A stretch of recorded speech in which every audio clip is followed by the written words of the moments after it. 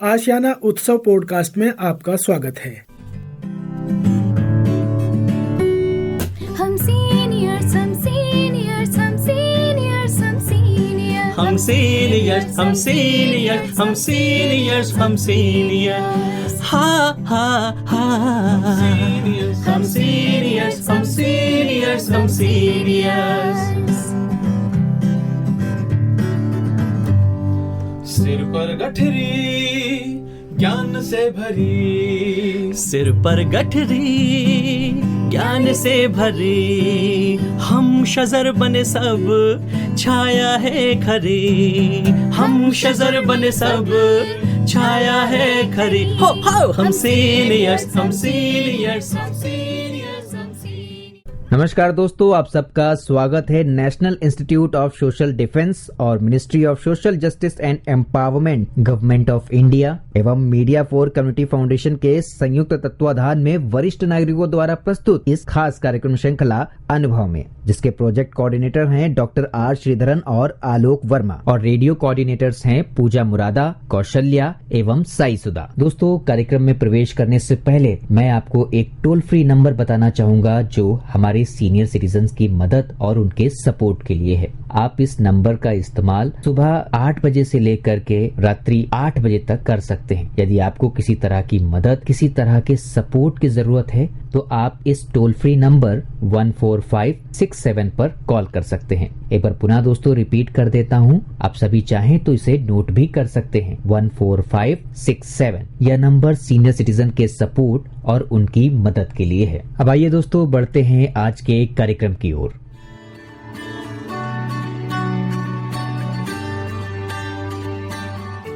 नमस्कार दोस्तों, मेरा नाम है अमिता शॉ और मैं आशियाना उत्सव भिवाड़ी से बोल रही हूँ।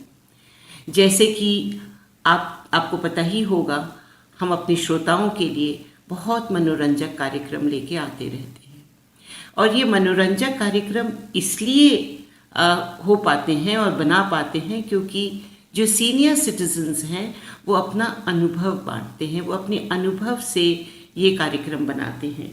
तो आज मैं ही आपसे बात करूंगी प्राचीन खेलों की, जो भारतीय खेल थे, और मुझसे कुछ सवाल जवाब करेंगी और मुझसे डिस्कशन करेंगी श्रीमती मीनू सेठी जी। तो आपका हृदय से मैं स्वागत करती हूँ, आभार प्रकट करती हूँ। मीनू जी नमस्ते। नमस्कार जी, और आप हमारे साथ जुड़ी और आप को भी मैं जानकारी दूंगी और आपके सवालों के जवाब देने की कोशिश करूंगी, जिससे कि हमारे श्रोताओं को इसके बारे में पता चल जाए। हाँ जी, अमिता जी नमस्कार जी। जी नमस्ते। बहुत ही रोचक टॉपिक है आज का। जी, मैं ये जानना चाहती हूँ पहले, प्राचीन भारतीय खेल क्या है? जी, समय के साथ साथ नज़र और नज़रिया बदल जाता है। शहर वहीं रहता है, शहर तो वहीं रहा, मगर उसका अंदाज बदल जाता है। जी हाँ, तो इस बात मतलब ये तो हमारे लिए मतलब ये है कि शहर कभी नहीं बदला, पर देखने का अंदाज बदल गया। तो भारत के प्राचीन और परंपरागत खेलें, मतलब ट्रेडिशनल गेम्स, जिनके आज हम कईयों के तो हम नाम तक नहीं जानते। और हुआ क्या है कि जब हम इन बच्चों को देखते भी हैं तो हमारे दिमाग में वो खेल आते ही नहीं हैं। और एक शायर ने कहा है, जिससे आपको समझ में आ जाएगा, कि एक शायर ने कहा है कि दिखते नहीं अब यहाँ गली में वो बच्चे जो बचपन पल में याद दिला देते थे। मतलब हम उन बच्चों को देखते थे तो पल भर में हमें अपना बचपन याद आ जाता था। अब वो बच्चे नहीं दिखते, और कहाँ एक नज़र में परंपरागत खेल जिन्हें एक पल में देखते ही दिल करता था कि काश हम भी आज बच्चे होते, आजकल वो खेल लुप्त हो गए हैं। जी जी जी। क्या यह मनोरंजक और शारीरिक विकास करते हैं? जी, ये बहुत ही मनोरंजक खेल हैं। एक एक खेल के बारे में जैसे जैसे ये कार्यक्रम आगे बढ़ता जाएगा हम बात करते जाएंगे। तो इनमें किसी में फिजिकल एक्सरसाइज ज़्यादा है, किसी में मेंटल एक्सरसाइज ज़्यादा है। तो ये सब कुछ मिला के और ये हम विश्वास से कह सकते हैं कि जब हमारे पिछली पीढ़ियों ने ये खेल बनाए थे, हाँ जी। तो उनकी भी काफी सोच थी इसमें, है ना। तो हालांकि वो रिसर्चर्स नहीं रहे होंगे, पर उन्होंने अपने अनुभव से ये खेल बनाए, और ये दोनों मनोरंजक और शारीरिक विकास करते हैं। और क्योंकि बच्चों की, उन्होंने क्या किया कि बच्चों की नजर से हर चीज को देखा। हाँ। जी, और एक रोबोट, जो आज एक बच्चा क्या हो गया, एक रोबोट हो गया जी। या तो वो छोटे से छोटा बच्चा माँ बाप के मोबाइल पे खेल रहा होता है, या कंप्यूटर पे खेल रहा होता है, या आजकल बहुत सारे गैजेट्स आ गए हैं, वो अपने टीवी स्क्रीन पे देख रहा होता है। आपने भी देखा होगा कि बड़े बड़े टीवी स्क्रीन, जितना पैसा है उतना बड़ी टीवी स्क्रीन, और वो होम थिएटर में बैठ के बच्चे गेम्स खेलते हैं। हिसाब से ये बच्चों की आंखों पे भी बहुत इफेक्ट कर। आपने बहुत अच्छी बात कही। जी जी। और फिर इसमें मेंटल हेल्थ का, मेंटल विकास तो हुआ ही नहीं। जी जी, उंगलियां चलती रहीं, और जो वो ऑलरेडी कंप्यूटर में फेड है वो आगे आप स्क्रीन पे और बैठे रहते हैं बच्चे, तो शारीरिक विकास भी नहीं, बिल्कुल नहीं हुआ, बिल्कुल उनकी फिजिकल एक्सरसाइज तो है ही नहीं है। तो आपको तभी तो जो फिर शारीरिक विकास वो नहीं होता, एक्सरसाइज नहीं होती, तभी आजकल जुवेनाइल डायबिटीज, छोटे छोटे बच्चों में आजकल डायबिटीज, छोटे छोटे बच्चे चश्मा पहनने लग गए हैं। पहले जमाने में जब हमारे माँ बाप या नाना नानी के टाइम पे आपने देखा होगा कि चश्मा बुजुर्गों में लगते थे। हाँ जी, हाँ जी, बिल्कुल जी। आजकल तो बहुत छोटे छोटे बच्चों में, क्योंकि वो स्क्रीन टाइम बढ़ गया है, और उसपे पूरे टाइम तो पढ़ाई होती नहीं, बिल्कुल खेल ज्यादा होते हैं। आप, मैंने तो हैरानगी हो गई है कि 2 साल का बच्चा भी आप अपनी मम्मी के मोबाइल पे गेम खेल लेता है। तो ये खेल कहाँ गए? बिल्कुल खेल कहाँ गए जी। तो अमिता जी, कुछ खेलों के बारे में हमें बताइए जी, जिससे कि बिल्कुल, औरों को भी, सबको नॉलेज मिलेगी जी, ये जी, भी खेल खेले जा सकते हैं आज के जमाने में। जी, सबसे पहले मैं बात करूंगी रस्सी कूदना। हाँ बिल्कुल कितनी याद आ गया। देखिए, याद आ गई ना आपको। मतलब रस्सी कूदना एक कितनी छोटी सी चीज है और एक्सरसाइज है, और पहले तो 10 रुपए या 20 रुपए, अब 100 रुपए की मिल जाती होगी रस्सी। तो आप रस्सी कूदिए, तो उसमें आप अकेले भी कूद सकते हैं, और लंबी सी अगर रस्सी हो तो 2 जने उसको घुमाते रहते हैं, और बीच में आके बच्चे कूदते रहते हैं, कुछ कुछ गाने भी गाते हैं। तो इस तरह से जो बच्चा आउट हो जाता है वो फिर घुमाने लग जाता है। तो ये मनोरंजक ही नहीं, कॉम्पिटिटिव भी है, और टोटल एक्सरसाइज जी। और फिटनेस वाले जो बच्चे हैं, जो जिम वगैरह जाते हैं, वो तो रस्सी कूदना भी करते हैं। पर जो ट्रेडिशनली आपको गलियों में दिखते थे या अपने गार्डन में बच्चे दिखते थे रस्सी कूदते हुए, वो अब नजर नहीं आते। फिर हम बात करेंगे सितोलिया। आपने खेला सितोलिया, जिसे पिट्ठू कहते हैं, 7 पत्थर रखते हैं। हाँ जी, हाँ जी, बिल्कुल जी। उसको बॉल से बॉल मार के उसको गिराना होता है। तो 2 टीम होती है। हाँ जी, और वो पत्थर पहले बॉल फेंकते हैं, और वो पत्थर गिर जाते हैं, और दूसरी टीम को क्या करना है, जब जिसकी टीम पत्थर अपना बॉल मार रही है, उसको वो 7 को इकट्ठा करना है। पर अगर कोई आपको आके पकड़ लेता है तो आप आउट हो जाते हो, फिर दूसरी टीम करती है। तो ये सितोलिया या पिट्ठू, ये पूरे भारतवर्ष में खेले जाता था, और ये इतना दिलचस्प खेल और इतना इसमें शोर होता था, वो आज कहीं पे नजर नहीं आता। और इसमें देखिए 7 पत्थर, कहीं भी कूड़े में से भी उठाए हुए 7 पत्थर, कहीं कंस्ट्रक्शन, साथ भागने की भी एक्सरसाइज होती थी कि जल्दी से लगाने हैं। और एम देखिए, आई हैंड कोऑर्डिनेशन, कि उसको बॉल मारना है। मुझे लगता है आजकल के बच्चों को इन खेलों के बारे में पता भी नहीं। और आपने और एक खेल सुना होगा, कंचे, मार्बल्स। हाँ, बिल्कुल जी।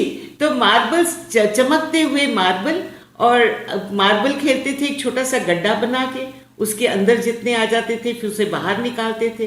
तो मतलब एक, और क्या करते थे ये लोकल बच्चे, मतलब लोकेलिटी में रूल अपने बना लेते थे। और वो नियम क्या थे, बिल्कुल लोकल थे। और पूरे देश में ये कंचे खेले जाते थे, और तब पता चलता था कितने कंचे आज आप जीत के आए। तो उस बच्चे के लिए वो एक कितनी बड़ी पोजेशन होती थी कि आज मैं भी बचपन में खेलती थी, और मेरे पॉकेट भरे होते थे कंचों से, और मुझे रात भर नींद नहीं आती थी ये सोच के कि आज मैंने 4 कंचे जीते। तो ये उपलब्धि बहुत बड़ी चीज थी उस समय। पर अब जो है बच्चों ने, मुझे नहीं लगता अब तो मार्बल्स मुश्किल से ही मिलते होंगे और मिलते भी होंगे तो वो सजावट के लिए कहीं पे गमलों वमलों में मैंने देखे मार्बल्स पड़े हुए, पर बच्चे नहीं खेलते। एक खेल और है पोशंपा भाई पोशंपा खेला करते थे, जिसमें कहते थे पोशंपा भाई पोशंपा डाकिए ने क्या किया, 100 रुपए की घड़ी चुराई, अब तो जेल में जाना पड़ेगा, और फिर एक बच्चा आउट हो जाता था। कितना सीधा सा गेम, बिल्कुल मासूम बच्चे इसे खेलते हुए, तो इसमें जो जिसका बैड लक होता था वो आउट हो जाता था और वो गेम से बाहर निकल जाता था। तो ये गेम, हर गेम में कोई ना कोई बच्चे अपने से गाना, जिसे कहते हैं, बना लेते थे। और बहुत सारे गेम्स हैं। अगर आप महाभारत में देखें तो चौपड़ एक गेम होता था, चौपड़, जो मतलब बड़े बड़े उस महाभारत में भी है और बड़े बड़े रजवाड़ों में ये खेला जाता था, शायद आज भी खेला जाता है। वो कपड़े के ऊपर कुछ ऐसे घर से बनाते थे और कौड़ियों से खेलते थे।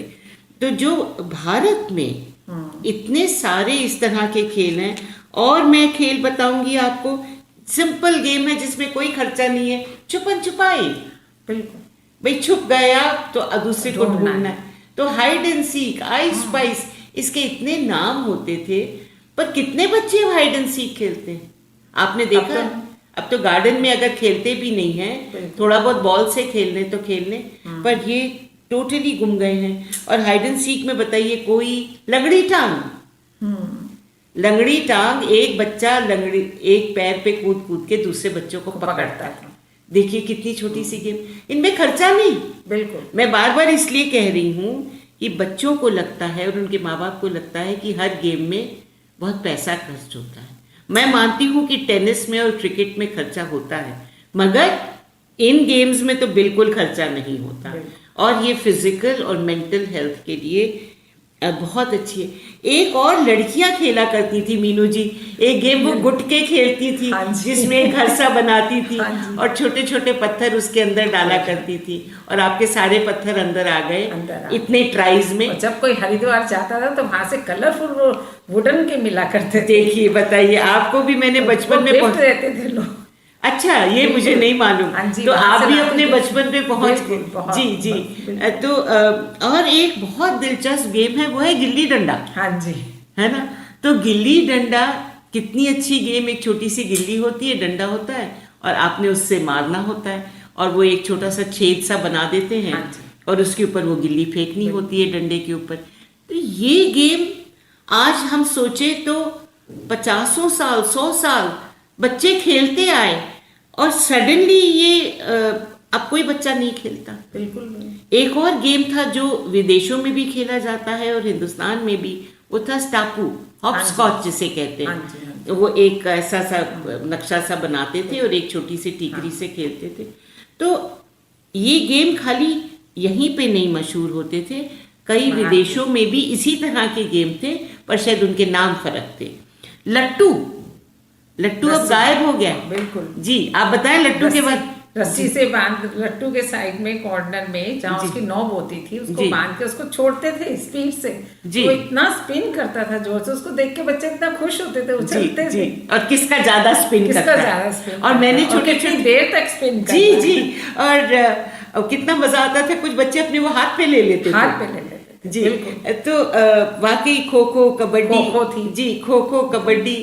कबड्डी तो फिर भी अभी थोड़ी बहुत नेशनल लेवल पे आ रही है, पर खो खो, मैं कहती हूँ खो खो जैसी कोऑर्डिनेशन वाली गेम हर बच्चे को खेलनी चाहिए। उसमें कोऑर्डिनेशन, फ्लेक्सिबिलिटी, एजिलिटी, एंड्योरेंस सब कुछ है, और आपके रिफ्लेक्सेस कि जैसे आपको खो बोला जाए आप दौड़ पड़े। और कुछ गेम्स मेरे दिमाग में आ रहे हैं और अब तो बोलते ही जा सकते हैं। विष अमृत भी। जी जी जी, सिर पर हाथ रखते। जी, विष अमृत है ना, उसको सिटिंग कुक कहा करते थे। और फिर एक गेम होता था fire on the mountain, run children run. तो मतलब हर बच्चा दौड़ता था, खेलता था, मजाक करता था, हंसता था। शाम की इंतजार करते थे बच्चे कि कब हम बाहर निकलेंगे जी। और ये गेम्स खेलेंगे जी। तो अमिता जी बताइए, क्या ये खेल अब लुप्त हो गए? देखिए, लुप्त ही हो गए हैं। जब कंप्यूटर ने और टेक्नोलॉजी ने इसको मतलब हावी हम पे हो गए हैं। मैं अगेंस्ट नहीं हूँ टेक्नोलॉजी और कंप्यूटर्स के, वो एक नेसेसरी चीज़ है हमारी ज़िंदगी को और बेहतरीन बनाने के लिए, मगर बच्चों की गेम्स जो हैं उसमें इंटरफेरेंस नहीं होनी चाहिए थी।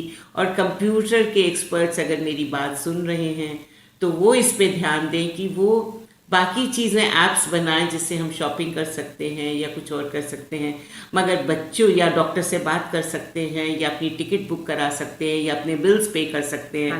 पर जहाँ तक बच्चों की शारीरिक और मानसिक विकास के लिए हमारे पारंपरिक जो खेल थे, जो हमारे ट्रेडिशनल गेम्स थे, वो ही बहुत ज़रूरी हैं। तो आप भी मुझसे सहमत हैं? बिल्कुल, बिल्कुल। जी। तो पर हमारे अपने ग्रैंड चिल्ड्रन अब नहीं खेलते। बिल्कुल। वो लोग कहते हैं नहीं, हमें नहीं खेलना, हम तो इसको कंप्यूटर पे खेल लेंगे। कंप्यूटर तो श्रोताओं, आपको हमने बताया हमारे जो ट्रेडिशनल गेम्स हैं, जो पारंपरिक खेल थे, वो अब लुप्त होते जा रहे हैं। और मेरी आवाज़ सुन रहे हो जितने पेरेंट्स एंड गार्डियंस, वो अपने बच्चों को, उन्होंने ज़रूर खेले होंगे, तो वो अपने बच्चों को इनकरेज करें कि अपने ट्रेडिशनल गेम्स को या इंडिजीनियस गेम्स जिसे कहते हैं, उनको वो बढ़ावा दें और अपने बच्चों को उनके साथ खेलें और उनको सिखाएं ये कैसे गेम्स होते हैं। तो हम इसी तरह के दिलचस्प और रोचक कार्यक्रम आपके लिए लेके आते रहेंगे। तब तक प्यार भरा नमस्कार। अमीनू जी, आपका तहे दिल से मैं धन्यवाद करती हूँ और आभार प्रकट करती हूँ। प्यार भरा नमस्कार। धन्यवाद जी, नमस्कार।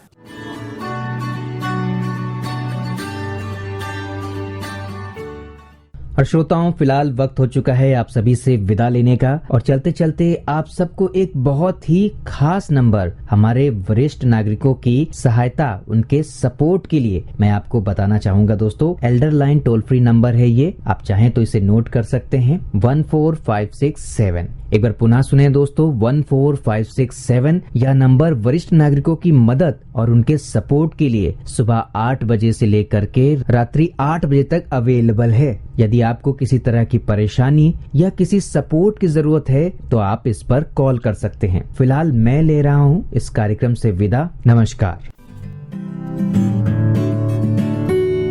हम सीनियर्स, हम सीनियर्स, हम सीनियर्स, हम सीनियर्स, हम सीनियर्स, हम सीनियर्स, हम सीनियर्स, हम सीनियर्स, हा हा हा, हम सीनियर्स, हम सीनियर्स, हम सीनियर्स।